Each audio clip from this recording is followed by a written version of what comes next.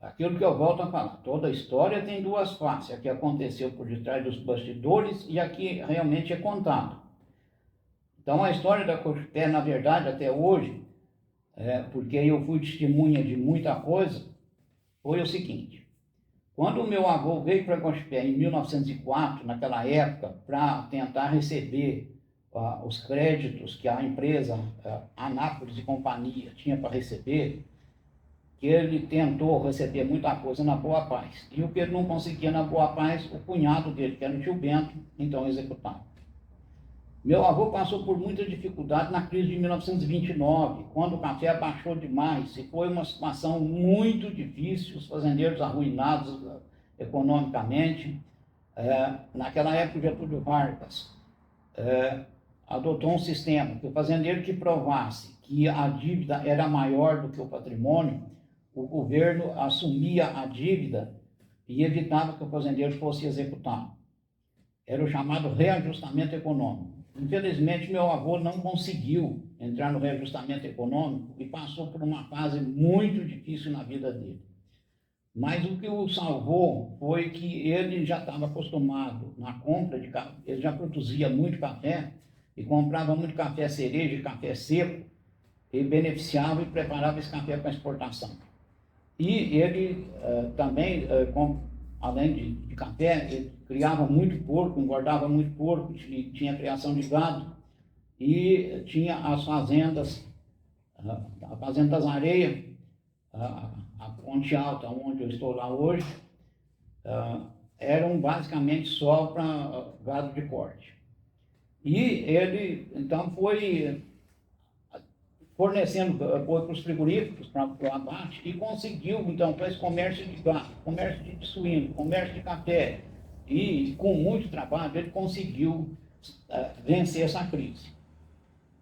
Em 1932, devido a essa crise, foi fundada a antiga cooperativa de crédito em Gospé.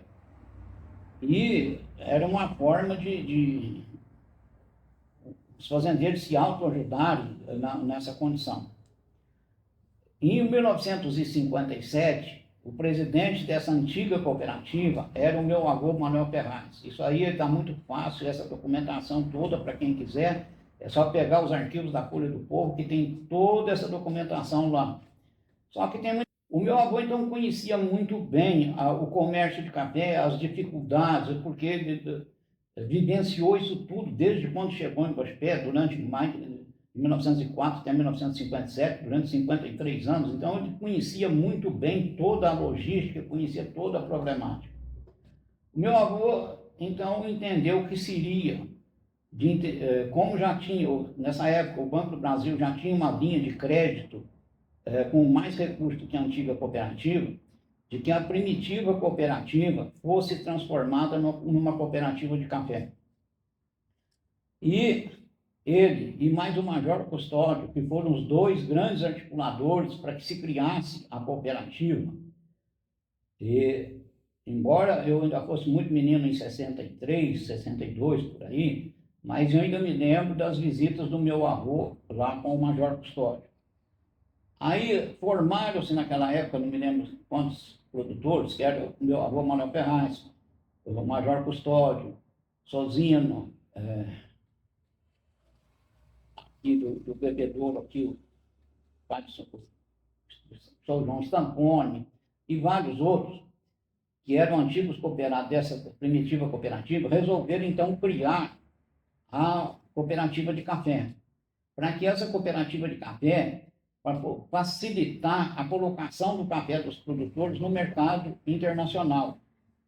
E nesse acerto do meu avô, daqueles antigos fazendeiros, ficou acertado de que o filho do Major Custódio, que era o Dr. Isaac, iria ficar como presidente da cooperativa. O filho do meu avô, que era o José Ferraz, ficaria como superintendente. O Dr. João Carlos Pedreira de Freitas seria também superintendente. E tinha um primo, que era o Celso Araújo, que era neto do meu avô, e na época estava namorando uma neta do Major Custódio, que depois acabaram se casando, também ficaria como advogado da cooperativa. Então, assim, nasceu a cooperativa com essa intenção de conseguir um ganho maior, porque se o fazendeiro, a cooperativa, ela mesmo colocasse o café do produtor no mercado internacional, ela evitaria o atravessador, que era aqueles compradores de café, então poderia oferir melhor renda no café. Assim surgiu a cooperativa nessas condições.